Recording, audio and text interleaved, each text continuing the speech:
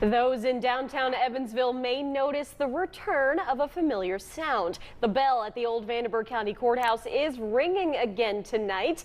Our Gabe Pontonis joins us live from the courthouse after meeting with those who made it all happen. So Gabe, how does it sound? It sounds fantastic. In fact, the clock just struck 6 not too long ago, and for the past 6 months, that courthouse has been silent, but now that silence is over.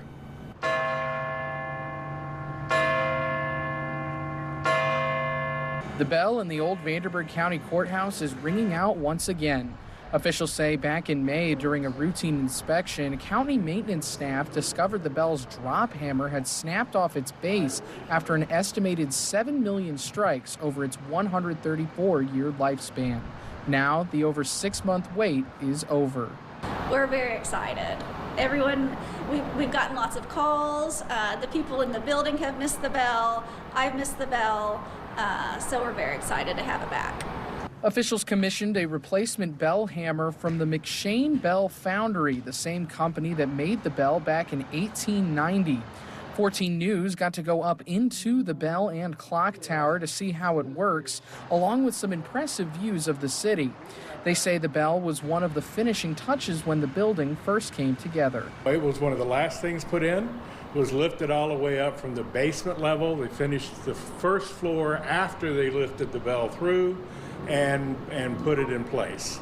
The bell is part of a complex system in the tower. It is connected to the gear system for the clock up above. These weights are used to store the energy that drives the hammer. So there's a large motor, one flight up, that will raise these occasionally, and then when the clock is going to strike the hammer, it uses the energy that's stored here to raise the hammer, and then it's allowed to drop back down onto the bell. Students from USI were there to help with the installation of the new bell hammer. This is not the first time USI has helped out at the old courthouse. They've been involved in a number of projects over the years. Officials say the restoration highlights the ongoing partnership between Vanderburgh County and USI to preserve the building's architectural and mechanical history.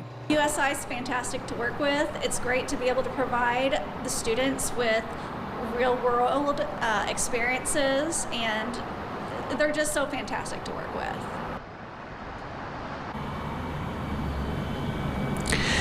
Now, officials say now that the bell is back in operation, they hope it rings for many years to come. Reporting live in Evansville, Gabe Pontonis, 14 News.